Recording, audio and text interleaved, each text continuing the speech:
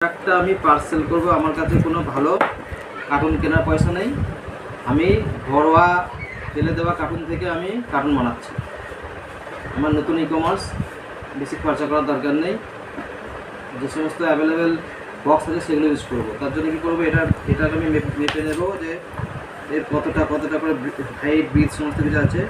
4 ইঞ্চি, এদিকে 2 ইঞ্চি, এদিকে হচ্ছে 4 ইঞ্চি, আর এটা এটা হচ্ছে 7.5 ইঞ্চি বা 19 সেন্টিমিটার।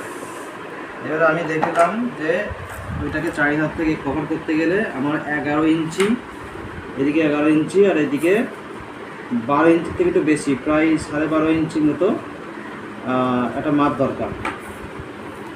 এবার আমি এটা পেয়ে গেলাম। আমি এদিকে 1.5 ইঞ্চি বাদ দেব।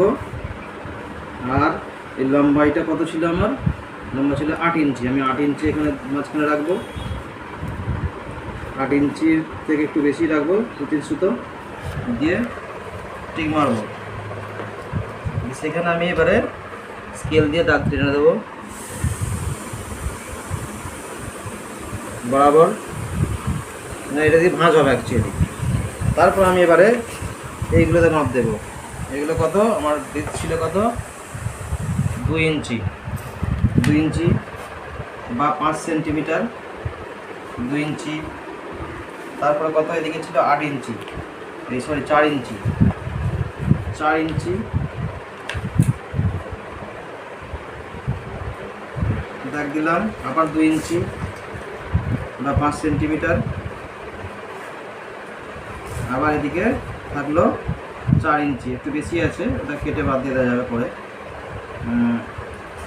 এবার আমি বরাবর দাগ দেবো। এটাতে 2 ইঞ্চিটা সঠিকভাবে মার জন্য আমি আরেক জায়গায় দাগ দিয়ে নেবো, তাহলে সুবিধা হবে, তাহলে দাগটা ঠিকঠাক আসবে।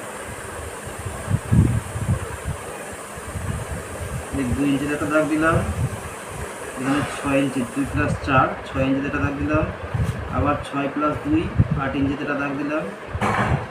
ব্যাস, এবার আমি এগুলোকে সমানভাবে মার্ক করবো।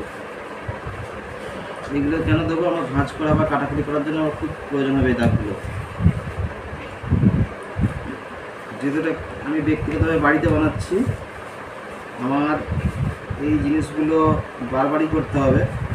কারখানায় হলে একটা নির্দিষ্ট ছাঁচ তৈরি করে নেয়, একটা ডাই তৈরি করে না, ডাই তৈরি করে ওরা মেশিনে দিয়ে কাজটা করে নেয়। এইদিকে 4 ইঞ্চি রেখে বাকিটা দাগ দিয়ে দেবো, যাতে পরে আমার কাটতে সুবিধা হয়, বা না কাটলেও ভাঁজ করে দেওয়া ভেতরে ঢুকিয়ে নেবো।